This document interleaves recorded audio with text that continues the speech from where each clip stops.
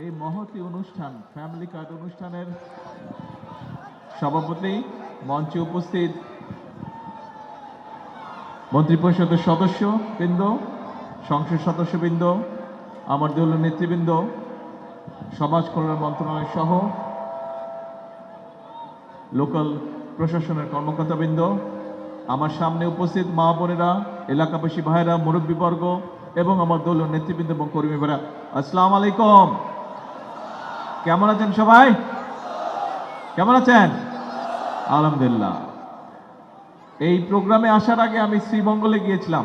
শ্রীমঙ্গলের প্রোগ্রাম ছিল একটা, একই প্রোগ্রাম, ফ্যামিলি কার্ডের প্রোগ্রাম। তো ওখানে আমি বলেছিলাম যে আজকের এই দিনটা আমার জন্য অত্যন্ত আনন্দের দিন। কেন? এই জন্য বলেছিলাম যে আজকে থেকে কয়েক মাস আগে যখন নির্বাচনী প্রচারণা শুরু হলো, এই যে 12 তারিখে নির্বাচন হলো ফেব্রুয়ারির, 12 থেকে নির্বাচনী প্রচারণা যখন শুরু হলো, খুব সময় 11ই জানুয়ারি থেকে শুরু হয়েছিল না? 11ই জানুয়ারি থেকে বোধহয় প্রচারণা শুরু হয়েছিল, 11 জানুয়ারি না কবে থেকে, এনিওয়ে। তো সেই নির্বাচনী প্রচারণা আমরা শুরু করেছিলাম সিলেটের পবিত্র মাটি থেকে, এবং সেদিন সিলেট থেকে জনসভা শেষ করে আমি যখন হবিগঞ্জে এসেছিলাম, হবিগঞ্জে একটি জনসভা ছিল, মৌলভীবাজার শেষ করে যখন হবিগঞ্জে গিয়েছিলাম, তখন আমি বলেছিলাম যে এই অঞ্চলের চা শ্রমিক যারা আছে, বিশেষ করে নারী শ্রমিক যারা আছে, তারা আমি জানি অত্যন্ত কষ্টে থাকে। আমরা 12 তারিখে নির্বাচনে যদি ইনশাল্লাহ সরকার গঠন করতে পারি, তাহলে আমরা সারা বাংলাদেশে যেমন ফ্যামিলি কার্ড দিব নারীদের হাতে, প্রত্যেকটি পরিবার নারী প্রধানের হাতে, আমরা প্রথম দিকে চেষ্টা করব এই নারী শ্রমিকদের মাঝেও, চা বাগানের নারী শ্রমিক যারা আছে, দুস্থ মানুষ যারা আছে, তাদের হাতেও ফ্যামিলি কার্ড পৌঁছে দিতে। শ্রীমঙ্গলে আজকে আমরা এটি উদ্বোধন করেছি।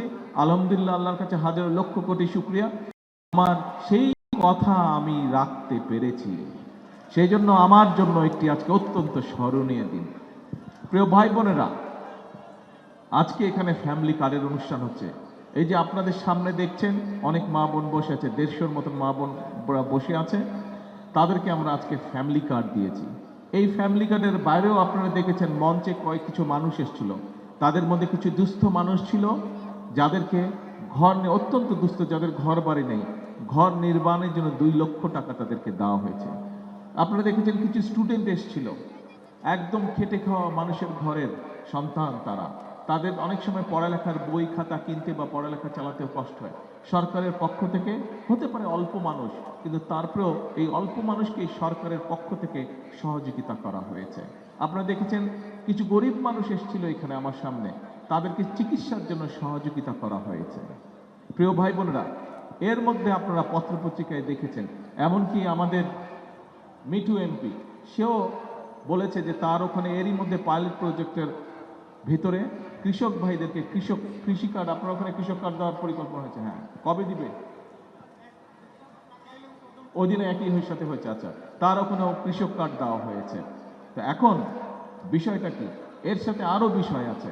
এর মধ্যে আপনারা নিশ্চয়ই দেখেছেন, পত্রপত্রিকা আপনারা দেখেছেন যে আমরা বলেছিলাম শুধু কৃষকদেরকে কৃষক কার্ডই নয়, শুধু মা বোনদেরকে ফ্যামিলি কার্ডই নয়, আমরা বলেছিলাম বাচ্চাদেরকে সারা দেশে এই যে গ্রামে গঞ্জে, বিশেষ করে প্রাইমারি স্কুলের যে বাচ্চারা আছে, ছোট ছোট বাচ্চারা, বিদেশে যখন আমি ছিলাম আমি দেখতাম যে প্রাইমারি স্কুলের বাচ্চারা যখন স্কুলে যেত, কি সুন্দর কাপড় চোপড় পরে যেত। কিন্তু আমার দেশের অধিকাংশ প্রাইমারি স্কুলে, বিশেষ করে যেই প্রাইমারি স্কুলগুলো গ্রামে গঞ্জে, বাচ্চারা কাপড় চোপড়গুলো ছিঁড়ে গেছে, স্কুলে যাচ্ছে। আমরা বলেছিলাম যে আমরা যদি সরকার গঠন করতে পারি, ইনশাল্লাহ আমরা প্রাইমারি স্কুলের বাচ্চাদেরকে নতুন এক জোড়া কাপড় দেবো। শুধু কাপড়ে দিব না, তারা যদি বই খাতাগুলো সাথে সুন্দর নিতে পারে, সুন্দর একটা ব্যাগও তাদেরকে দিব। এটাও ইনশাল্লাহ আমরা এই জুলাই মাস থেকে শুরু করব। আমরা বলেছিলাম যে আমরা যদি সরকার গঠন করতে সক্ষম হই, তাহলে সারা বাংলাদেশে কৃষক ভাই যারা আছে, যাদের বিশেষ করে 10,000 টাকা পর্যন্ত কৃষি ঋণ ছিল, সেই কৃষি ঋণ সুদ সহ 10,000 টাকা পর্যন্ত কৃষি ঋণ আমরা মৌকুফ করব। সরকার গঠনের পরে 1 সপ্তাহের ভিতরে আমরা সারা বাংলাদেশে 10,000 টাকা পর্যন্ত কৃষকদের প্রায় 12 লক্ষ কৃষকের কৃষি ঋণ আমরা সেদিন মৌকুফ করে দিয়েছি সরকার থেকে, সরকার গঠন করা। অর্থাৎ প্রিয় ভাই বোনেরা, আমরা বলেছিলাম ফ্যামিলি কার্ডের কথা, কৃষক কার্ডের কথা, কৃষি লোন মৌকুফ করে দিব আমরা বলেছিলাম। এই যে এখানে মুসলমান, আমি মুসলমান একজন, এখানে হিন্দু সম্প্রদায়ের মানুষ আছেন, এখানে অন্যান্য সম্প্রদায় খ্রিস্টান সম্প্রদায়ের হয়তো মানুষ আছেন, বৌদ্ধ সম্প্রদায়ের হয়তো মানুষ আছেন। আমরা বলেছিলাম এই যে আমাদের মুসলমানদের মসজিদ বা মক্তবে যে খতিব থাকে, ইমাম সাহেবরা থাকে, অন্য ধর্মের যে গির্জায় হোক মন্দিরে হোক যে বিভিন্ন ধর্মীয় গুরু থাকে, এই মানুষগুলো অনেকেই আমরা দেখেছি বিশেষ করে জেলা লেভেলে অথবা উপজেলা লেভেলে মানুষগুলো যে আছে, এদেরকে আমরা সরকার থেকে সম্মানের ব্যবস্থা করব। আল্লাহর রহমতে আপনাদের দোয়ায় সরকার গঠনের 1 মাসের ভিতরে আমরা সেটিও করেছি।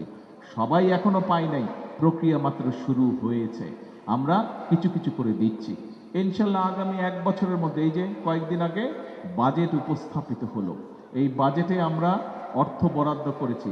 আগামী 1 বছরের মধ্যে প্রত্যেকটা উপজেলা ইনশাল্লাহ আমরা প্রত্যেকটি উপজেলা, বাংলাদেশের 600 উপজেলায় 600 উপজেলায় এই যে আজকে যেরকম মাত্র আমরা আজকে দিতে পেরেছি 150 পরিবারের কাছে, 150 মায়ের হাতে আমরা ফ্যামিলি কার্ড দিয়েছি। আগামী বছরে 1 বছরের মধ্যে প্রত্যেক উপজেলা আমরা অন্তত 8000 পরিবারের হাতে আমরা ফ্যামিলি কার্ড তুলে দেব। প্রত্যেকটি উপজেলা অন্তত আল্লাহর রহমতে 8000 পরিবার, 8000 মায়ের হাতে আমরা ফ্যামিলি কার্ড তুলে দেব আগামী 1 বছরের মধ্যে। তার জন্য আমরা অর্থ বরাদ্দ রেখেছি বাজেটের মধ্যে। প্রিয় ভাই বোনেরা, শুধু ফ্যামিলি কার্ডই নয়, ওই যে কৃষক ভাইদের কথা বললাম, বাংলাদেশ একটা কৃষি প্রধান দেশ। এই দেশের অধিকাংশ মানুষ কৃষি কাজের সাথে জড়িত। এখন কৃষক ভাইরা যদি অর্থনৈতিকভাবে দুর্বল থাকে, কৃষক ভাইরা যদি সরকার থেকে সহযোগিতা না পায়, সার, বীজ অথবা কীটনাশক ঔষধ যদি ঠিক মতন কিনতে না পারে, তাহলে তাদের ফসল ফলাবে কি করে? তার জন্য আমরা বলেছিলাম আমরা কৃষক ভাইদের জন্য একটি কৃষক কার্ড দিতে চাই আমরা, যার কাজ এর মধ্যেই শুরু হয়ে গেছে। সারা বাংলাদেশে এর প্রায় 40,000-এর মতন এর মধ্যেই আমরা কৃষক ভাইদের কাছে কৃষি কার্ড পৌঁছে দিয়েছি আমরা। ইনশাল্লাহ আগামী 1 বছরের মধ্যে নতুন বাজেট হয়েছে, আমরা সেই বাজেটে অর্থ বরাদ্দ রেখেছি। আগামী 1 বছরের মধ্যে সারা বাংলাদেশে আমরা 40 লক্ষ কৃষক ভাইয়ের কাছে কৃষি কার্ড পৌঁছে দিব, যাতে করে এই কৃষক কার্ডের মাধ্যমে তারা যে সহায়তাটা পাবে, প্রতি বছর এককালীন একটি সহায়তা পাবে, তার সেই সহায়তা দিয়ে তারা তাদের কৃষির বীজ বলেন, ফসলের বীজ বলেন, কীটনাশক ঔষধ বলেন, এইগুলো তারা কিনতে পারবে এবং কেনার মাধ্যমে তাদের কিছুটা সহায়তা, তাদের উপরে যে অর্থনৈতিক চাপ, সেই চাপটি কমে নিয়ে আসবে। প্রিয় ভাই বোনেরা, আমরা নির্বাচনের আগে বলেছিলাম যে আমরা এই দেশের মানুষ যাতে স্বাস্থ্য সুবিধা, মিনিমাম স্বাস্থ্য সুবিধাও যাতে পায়, বিশেষ করে গ্রামের মানুষ, গ্রামের নারীরা, শিশুরা, পুরুষ মানুষ বা বয়স্ক মানুষ যারা আছে, তাদেরকে যাতে কষ্ট করে শহরে আসতে না হয়, তারা যাতে উপজেলা পর্যায়ে চিকিৎসা সুবিধা পায়, সেই জন্য আমরা সিদ্ধান্ত গ্রহণ করেছি। সেই জন্য আমরা বলেছিলাম দেশের মানুষের কাছে যে এই যে এখন উপজেলা পর্যায়ে যে 50 শয্যার হাসপাতাল রয়েছে, এই 50 শয্যার হাসপাতালকে এমপি সাহেব যদিও মেডিকেল কলেজ চেয়েছেন এখানে, কিন্তু প্রত্যেক উপজেলা, এই মৌলভীবাজার জেলার প্রত্যেকটি উপজেলায় 50 শয্যার হাসপাতাল আছে উপজেলা পর্যায়ে, সেটিকে ইনশাল্লাহ আমরা 101 শয্যার হাসপাতাল করব, যাতে আপনাদেরকে বেশি দূরে যাওয়া উপজেলা পর্যায়ে। এবং শুধু উপজেলা পর্যায়ে আমরা হাসপাতালই করব না, এই হাসপাতালগুলোতে আমরা জানি বহু মানুষের কিডনির প্রবলেম আছে, তাদেরকে যাতে দূরে যেতে না হয়, সেই হাসপাতালে, উপজেলা হাসপাতালে যাতে তারা কিডনি ডায়ালিসিস করার সুবিধা পায়, সেজন্য কিডনি ডায়ালিসিস করার মেশিন প্রত্যেক উপজেলা হাসপাতালে আমরা নিয়ে আসবো। প্রিয় ভাই বোনেরা, আমি একটু আগেই বলেছি যে ছোট বাচ্চাদেরকে, প্রাইমারি স্কুলের বাচ্চাদেরকে আমরা নতুন স্কুল ড্রেস এবং ব্যাগ তাদের কাছে পৌঁছে দিতে চাই। আমাদের বাচ্চাদেরকে শুধু লেখাপড়া শেখালেই চলবে না, আমাদের দেশের বাচ্চাদের মধ্যে অনেক গুণাগুণ আছে। কেউ ভালো খেলতে পারে, কেউ ভালো গান গাইতে পারে, কেউ ভালো বাদ্যযন্ত্র বাজাতে পারে, এক একজনের একটা কোয়ালিটি আছে, গুণ আছে। আমরা চাই আমাদের এই যে ভবিষ্যৎ প্রজন্ম, এদের মধ্যে পড়ালেখার পাশাপাশি যে সকল কোয়ালিটি আছে, সেই গুণাবলীকেও যাতে করে তারা প্রকাশ করতে পারে, সেই গুণাবলী দিয়ে এক্সট্রা কারিকুলাম দিয়ে যাতে তারা নিজেদেরকে যোগ্য করে গড়ে তুলতে পারে, তার জন্য আমরা ব্যবস্থা গ্রহণ করেছি। আপনারা এর মধ্যেই দেখেছেন, আপনারা দেখেছেন আপনাদের এই জেলার মধ্যে সহ সারা বাংলাদেশে প্রত্যেক জেলা উপজেলা পর্যায়ে কিন্তু বাচ্চাদের ক্রীড়া প্রতিযোগিতা হয়েছে এবং আগামী এই মাসের 20 তারিখে ঢাকা শহরে আর্মি স্টেডিয়ামের মধ্যে এইটি জাতীয় পর্যায়ে হবে। এই যে সারা দেশে হয়ে গেল, প্রায় 22 লক্ষ বাচ্চা এই ক্রীড়া প্রতিযোগিতায় সারা দেশের মধ্যে অংশগ্রহণ করেছিল, 22 লক্ষ বাচ্চা। এখন প্রিয় ভাই বোনেরা, এই যে কাজগুলো করছি, এই যে ফ্যামিলি কার্ডের কথা বললাম আপনাদের কাছে, এই যে ইমাম মুয়াজ্জিন সাহেবদেরকে সম্মানের কথা বললাম, এই যে কৃষক কার্ডের কথা বললাম, এই যে বাচ্চাদের লেখাপড়া করার কথা বললাম, এই যে মানুষের স্বাস্থ্য সেবার কথা বললাম, এই কাজগুলো যদি সফলভাবে আমরা এই সরকার, বর্তমান সরকার সফলভাবে করতে পারে, তাহলে উপকারটা কাদের হবে? উপকারটা কাদের হবে? রাস্তাঘাট, স্কুল কলেজ, এমপি সাহেবরা যেসব দাবি করেছেন সেগুলো তো নর্মালি হবে, সেটা অটোমেটিক হবে। কিন্তু আমি যেই কাজগুলোর কথা বললাম, এই কাজগুলো যদি আমরা বাস্তবায়ন করতে পারি, তাহলে কি উপকার কাদের হবে বলেন তো? জনগণের উপরে। দল, মত, ধর্ম, বর্ণ নির্বিশেষে সকল মানুষ কম বেশি এইটার সুবিধা পাবে, পাবে না? হ্যাঁ, সে আমার দলের মানুষ হোক অথবা আমার দলের মানুষ না হোক, কিচ্ছু যায় আসে না। সে যদি বাংলাদেশের নাগরিক হয়ে থাকে, বাংলাদেশের নাগরিক হলেই সে এই সকল সুবিধা পাবে। আমরা প্রথমেই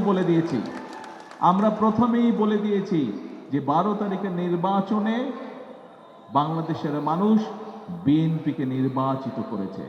আমরা 17ই ফেব্রুয়ারি সরকার গঠন করেছি।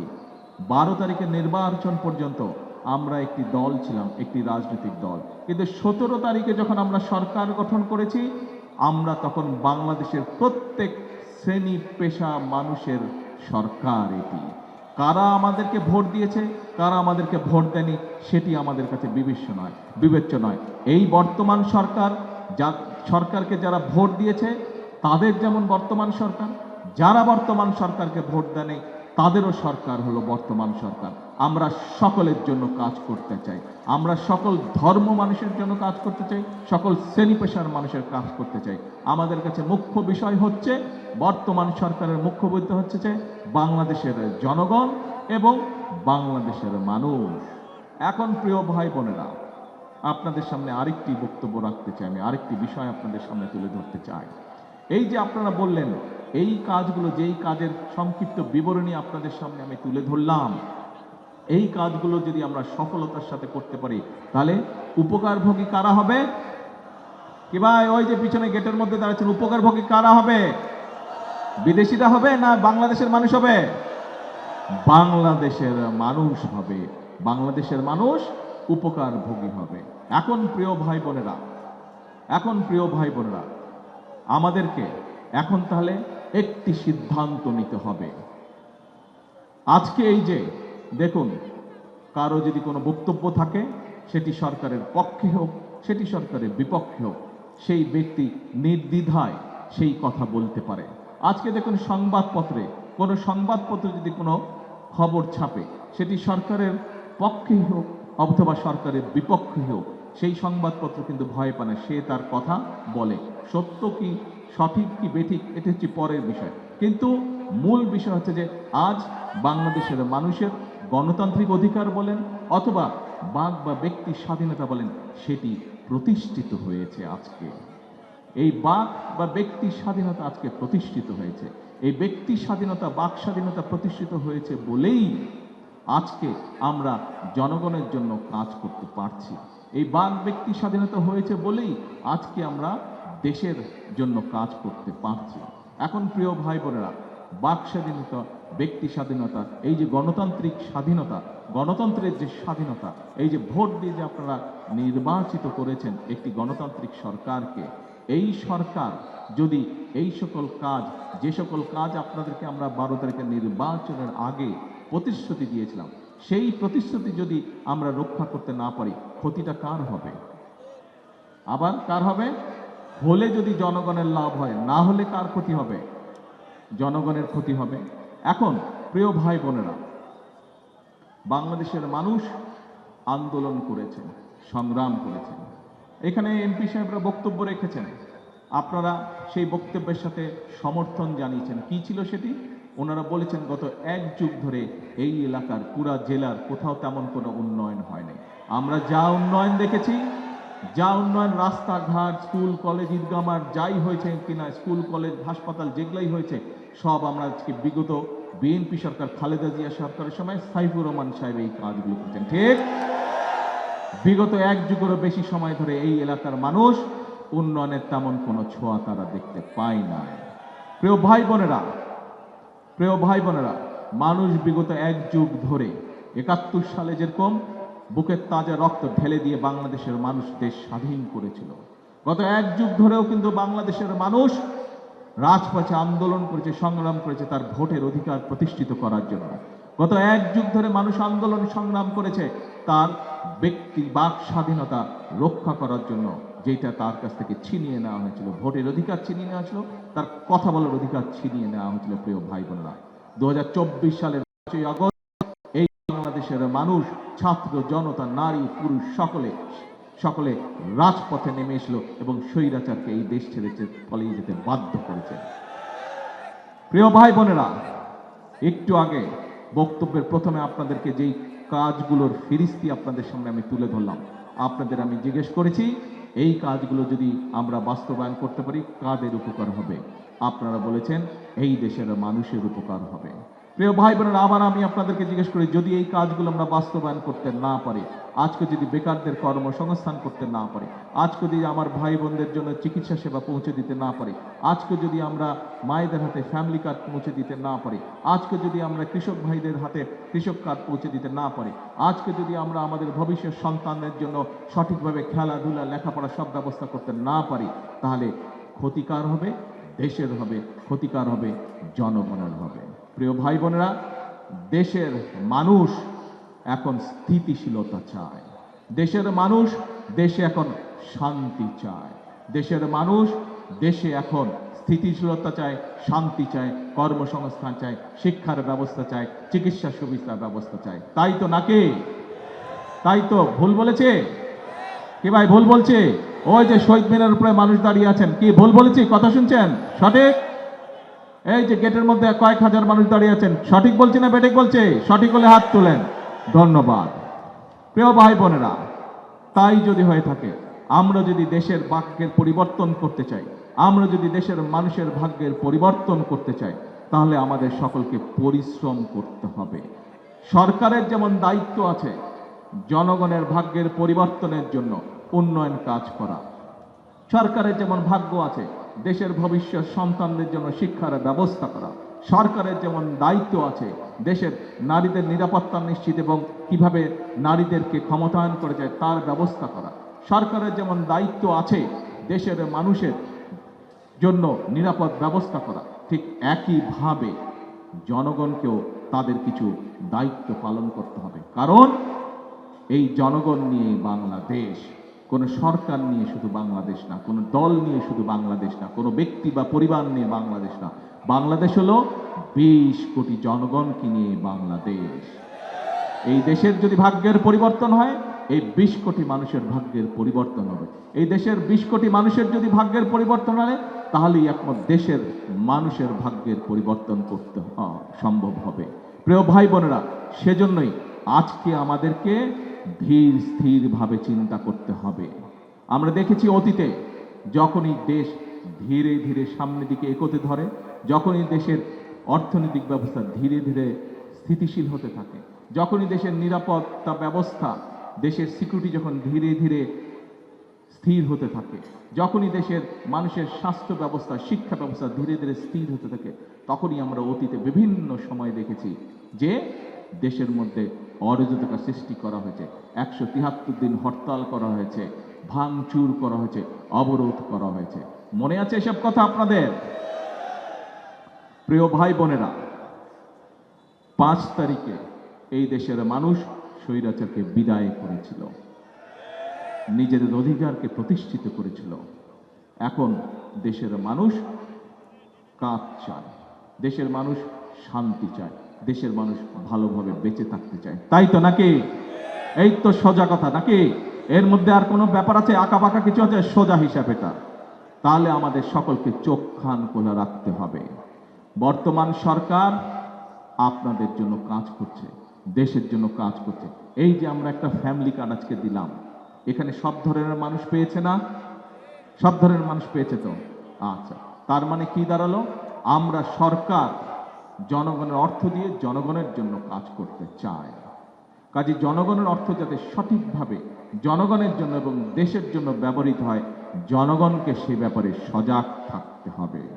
আজকে অতীতে যেমন আমরা দেখেছি, বলেছিল বিএনপিকে এক মুহূর্ত শান্তিতে থাকতে দেওয়া যাবে না। আজকে আবার দেখছি বিএনপির বিরুদ্ধে বিভিন্ন সময় যারা একত্রিত হয়ে আন্দোলন খেলা আন্দোলন ষড়যন্ত্র করেছিল গণতন্ত্রের বিরুদ্ধে, মানুষের ভোটের অধিকারের বিরুদ্ধে, সেই তারা এখন আবার বলছে সরকারকে সময় দেওয়া যাবে না। প্রিয় ভাই বোনেরা, বর্তমান সরকার বাংলাদেশে 4 কোটি পরিবারের প্রত্যেকটি পরিবারের কাছে, নারীর কাছে, পরিবার প্রধানের কাছে, মায়ের কাছে ফ্যামিলি কার্ড পৌঁছে দিতে চায়। বর্তমান সরকার বাংলাদেশের প্রায় 3 কোটি কৃষকের কাছে কৃষক কার্ড পৌঁছে দিতে চায়। বর্তমান সরকার প্রাইমারি স্কুলের সকল শিক্ষার্থীর কাছে, ছাত্রের কাছে, ছাত্র হোক ছাত্রী হোক, তাদের কাছে নতুন পোশাক পৌঁছে দিতে চায়। বর্তমান সরকার যত মসজিদ মাদ্রাসা আছে বাংলাদেশে, সেগুলোর যে ইমাম সাহেব আছে, খতিব সাহেব আছে, বা অন্য ধর্মের যারা ধর্মীয় গুরু আছে, তাদের কাছে একটি সম্মানের ব্যবস্থা, মিনিমাম হলেও একটি সম্মানের ব্যবস্থা পৌঁছে দিতে চায়। বর্তমান সরকার এই দেশের খালগুলোকে পুনর্খনন করতে চায়। বর্তমান সরকার এই দেশের মানুষ, ছোট হোক বড় হোক, সবাই যেন বুক ভরে শ্বাস নিতে পারে, তার জন্য বৃক্ষরোপণ করতে চায়। আগামী 5 বছরে 25 কোটি গাছ লাগাতে চায়। এই যে কাজগুলোর কথা বললাম, যারা বলে সরকারকে সময় দিবে না, বর্তমান সরকার এই যে বাজেট উপস্থাপন করেছে, এই বাজেটে 60টি পণ্যের উপর থেকে ট্যাক্স বলতে গেলে তুলে নিয়েছে, যাতে নিত্য প্রয়োজনীয়, তাও নিত্য প্রয়োজনীয়, যাতে করে জিনিসপত্রের দাম সাধারণ মানুষের কম বেশি নাগালের মধ্যে থাকে। এখন প্রিয় ভাই বোনেরা, যারা বলে সরকারকে সময় দেওয়া যাবে না, তারা কি জনগণের পক্ষে কথা বলে নাকি বিপক্ষে কথা বলে? বিপক্ষে কথা বলে।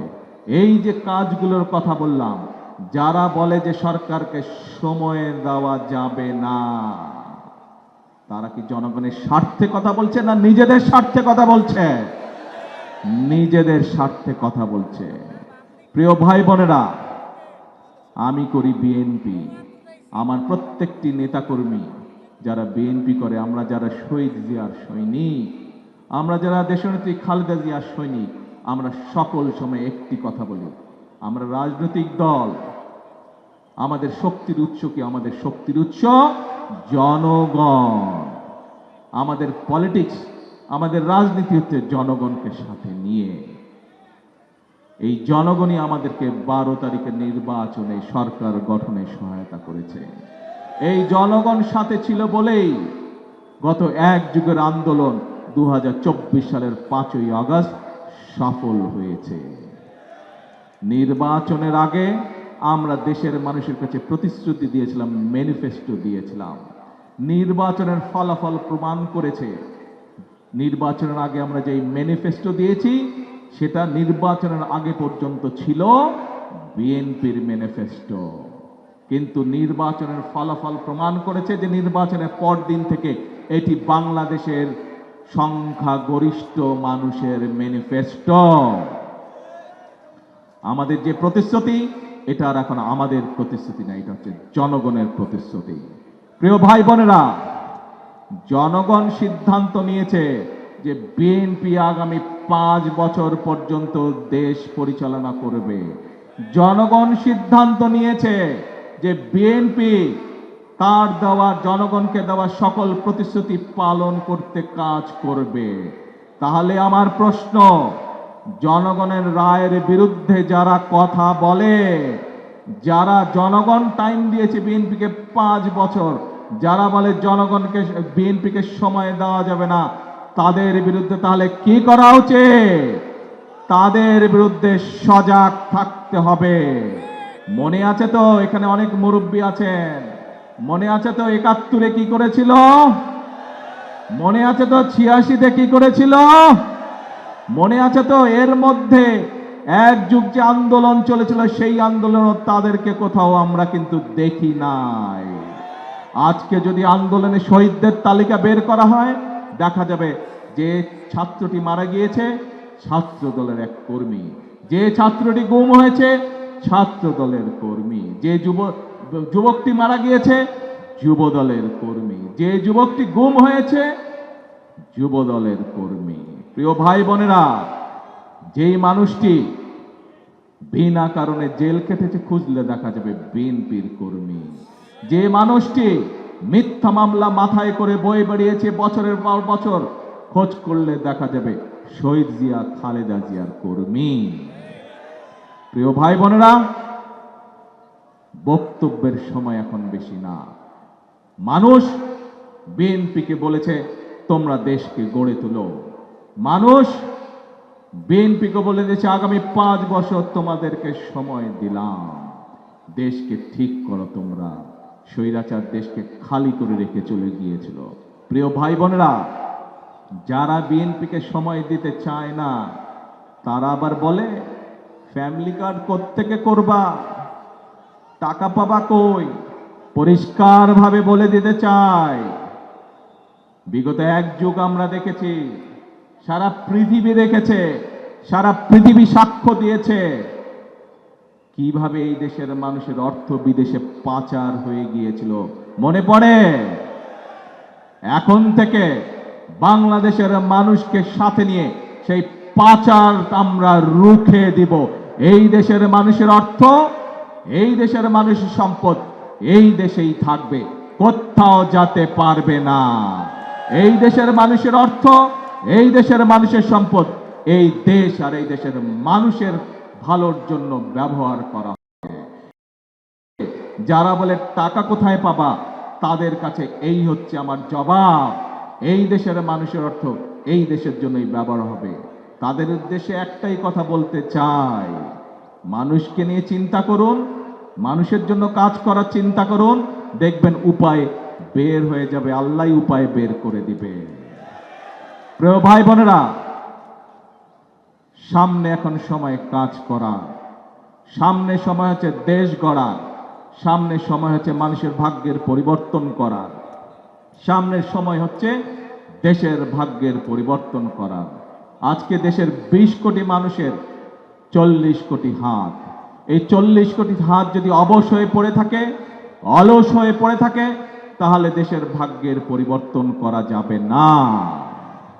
এই দেশ 71 সালে কে করেছিল? এই দেশের জনগণ। এই যে 2024 সালের 5ই আগস্টে দেশকে যে স্বৈরাচার মুক্ত করেছিল, বিদেশ থেকে কেউ এসে মুক্ত করেছিল? কে করেছিল মুক্ত স্বৈরাচার থেকে? বাংলাদেশের জনগণই মুক্ত করেছিল। কাজেই এই দেশকে স্বাধীন করেছে বাংলাদেশের জনগণ, এই দেশকে স্বৈরাচার মুক্ত করেছে বাংলাদেশের জনগণ। কাজে এই দেশকেও গড়ে তুলবে এই বাংলাদেশের জনগণ। কারণ খালেদা জিয়াকে যখন বলেছিল দেশ ছেড়ে চলে যাও, খালেদা জিয়া কি বলেছিল? এই বাংলাদেশের মাটি হচ্ছে আমার প্রথম এবং আমার শেষ ঠিকানা। মনে আছে আপনাদের? আমাদের সকলের এই বাংলাদেশই হচ্ছে প্রথম এবং শেষ ঠিকানা। কাজেই এই দেশকে যদি সামনে এগিয়ে নিয়ে যেতে হয়, এই দেশকে যদি গড়ে তুলতে হয়, সকলে আমাদেরকে হাতে হাত মিলিয়ে একসাথে কাজ করতে হবে। আজকে এই যে ফ্যামিলি কার্ড অনুষ্ঠান, এই ফ্যামিলি কার্ড অনুষ্ঠানে এখানে প্রত্যেকটি মানুষ আসুন, আমরা হাত তুলে প্রতিজ্ঞা করি যে আমাদের আগামী দিনের রাজনীতি, আমাদের আগামী দিনের প্রত্যাশা, আমাদের আগামী দিনের সকল কর্ম পরিকল্পনা হবে এই দেশ এবং এই দেশের মানুষকে ঘিরে। দেশ করাই হবে আমাদের আগামী দিনের রাজনীতি। ঠিক আছে? চলবে এই রাজনীতি কি ভাইরা? দেশ গড়ার রাজনীতিতে কে আছেন আমার সাথে? কে কে আছেন? আলহামদুলিল্লাহ। প্রিয় ভাই বোনেরা, সেই জন্য সকল কথার শেষ কথা আমি একটি কথা বলি। আজ সেই কথার সাথে নতুন আরেকটি লাইন যোগ করতে চাই। সেই কথাটি হচ্ছে করব কাজ, গড়ব দেশ। কি ভাই, কি কথা? করব কাজ সবার আগে। আর আজকে দলমত বলেছি আমি আমার বক্তব্যে, বর্তমান সরকার হচ্ছে দলমত ধর্ম নির্বিশেষে সবার সরকার। সেজন্যই আমরা বলি করব কাজ, গড়ব দেশ। সবার আগে বাংলাদেশ, একই সাথে হচ্ছে সবার জন্য বাংলাদেশ।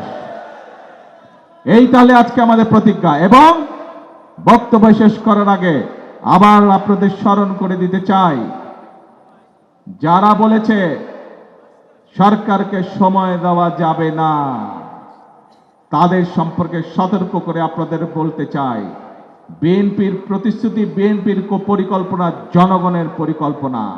এইটি যারা ভেস্তে দিতে চায় তাদের সম্পর্কে জনগণকে সতর্ক থাকতে হবে। বিএনপির কিছু করা লাগবে না, জনগণ সতর্ক থাকলেই বিএনপির কাজ হয়ে যাবে। জনগণের, কারণ এই দেশের মালিক হচ্ছে জনগণ। মালিক যদি সতর্ক থাকে, মালিক যদি সতর্ক থাকে, আর কারো কোনো টেনশন থাকবে না। মালিককে, মালিককে কি ভাই, মালিককে দেশের জনগণ। সেই জনগণের হাতেই আজকে আমি এই দেশের নিরাপত্তা, সেই জনগণের হাতেই আজকে আমি এই দেশের উন্নয়ন, সেই জনগণের হাতেই আজকে আমি এই দেশের ভবিষ্যৎ সঁপে দিয়ে গেলাম। আল্লাহ হাফেজ। বাংলাদেশ জিন্দাবাদ।